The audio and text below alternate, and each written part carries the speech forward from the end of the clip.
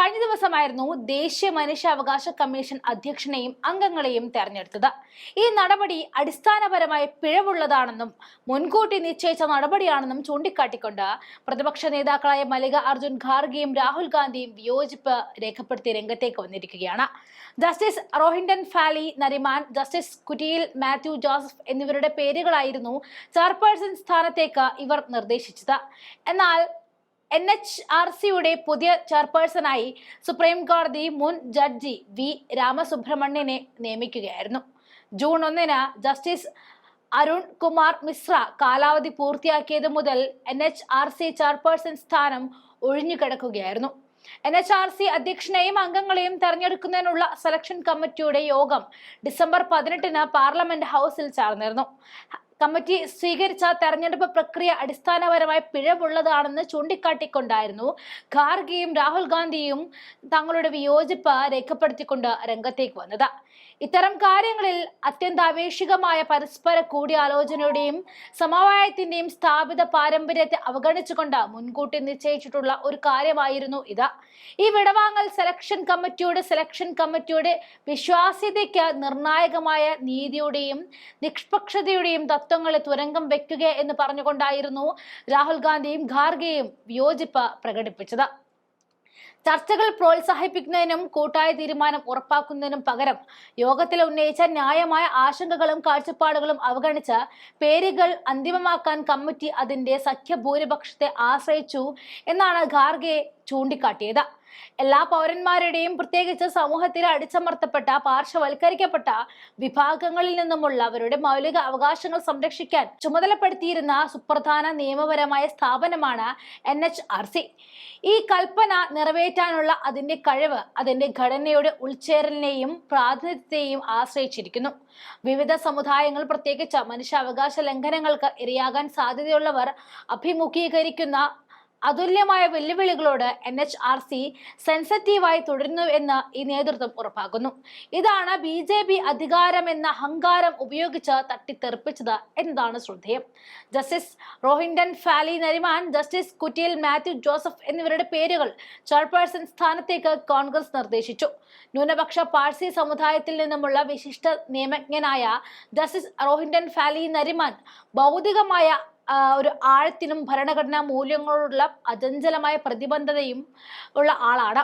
അദ്ദേഹത്തിന്റെ സാന്നിധ്യം ഇന്ത്യയുടെ ബഹുസ്വര സമൂഹത്തിനെ പ്രതിനിധീകരിക്കുന്നുള്ള NHRCയുടെ സമർപ്പണത്തെക്കുറിച്ച് ശക്തമായ സന്ദേശവും നൽകും. ഇതായിരുന്നു ഇയാളുടെ പേര് പറഞ്ഞുകൊണ്ട് ഖാർഗെയും രാഹുൽ ഗാന്ധിയും ഉയർത്തി കാണിച്ചത്.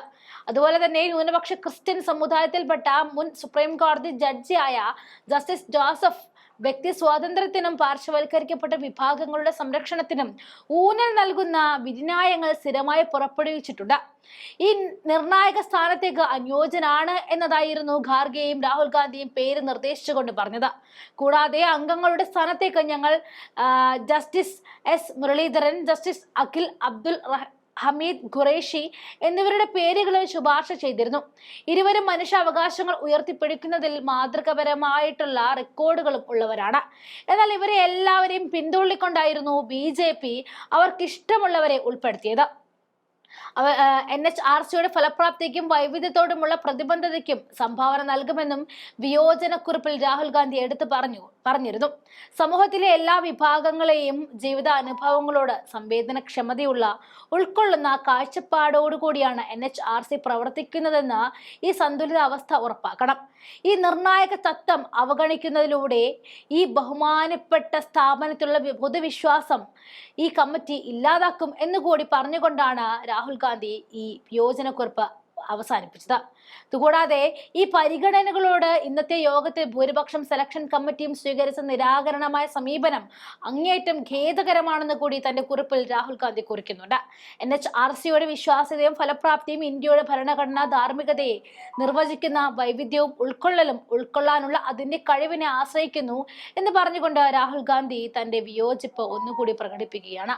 അവരുടെ ഒഴിവാക്കൽ തെരഞ്ഞെടുപ്പ് പ്രക്രിയയുടെ നിഷ്പക്ഷതയും നീതിയെയും കുറിച്ച് കാര്യമായ ആശങ്കകൾ ഉയർത്തുകയാണ്. ഡിസംബർ 18-ന് പ്രധാനമന്ത്രി നരേന്ദ്രമോദിയുടെ നേതൃത്വത്തിലുള്ള ഉന്നത അധികാര സമിതി NHRCയുടെ അടുത്ത ചെയർപേഴ്സണെ തെരഞ്ഞെടുക്കാൻ യോഗം ചേർന്നു. സുപ്രീം കോടതി മുൻ ജഡ്ജി ജസ്റ്റിസ് രാമസുബ്രഹ്മണ്യനെ NHRC ചെയർപേഴ്സണായി അവർ നിയമിച്ചു. മുൻ CJIമാരായ HL ദത്തു, KG ബാലകൃഷ്ണൻ എന്നിവരും മുൻകാലങ്ങളിൽ അവകാശ സമിതിയുടെ തലവന്മാരായിരുന്നു. കോൺഗ്രസ് അധ്യക്ഷൻ മല്ലിക അർജുൻ ഖാർഗെ, രാഹുൽ ഗാന്ധി എന്നിവർ രാജ്യസഭയിലും ലോക്സഭയിലും പ്രതിപക്ഷ നേതാക്കളെ യോഗത്തിൽ പങ്കെടുത്തു. NHRCയുടെ നിയമമനുസരിച്ച് NHRC മേധാവിയെ തെരഞ്ഞെടുക്കുന്ന കമ്മിറ്റി ഘട്ടത്തിൽ പ്രധാനമന്ത്രിയുടെ നേതൃത്വത്തിലാണെങ്കിൽ അതിൽ ലോക്സഭാ സ്പീക്കർ, ആഭ്യന്തരമന്ത്രി, ലോക്സഭയിലെ പ്രതിപക്ഷ നേതാവ്, രാജ്യസഭയിലെ പ്രതിപക്ഷ നേതാവ്, ഡെപ്യൂട്ടി ചെയർപേഴ്സൺ എന്നിവരാണ് ഉണ്ടാവേണ്ടത്. എല്ലാവർക്കും അവസരം അല്ലെങ്കിൽ എല്ലാ സമുദായങ്ങൾക്കും പിന്തുണ എന്ന നിലയിൽ പ്രതിപക്ഷം പേരുകൾ നിർദ്ദേശിച്ചപ്പോൾ BJP അവരുടേതായ ഹൈന്ദവ തത്വങ്ങൾ നടപ്പിലാക്കുകയായിരുന്നു എന്നതാണ് NHRCയുടെ തെരഞ്ഞെടുപ്പിലൂടെ നമുക്ക് മനസ്സിലാക്കാൻ കഴിയുന്നത്.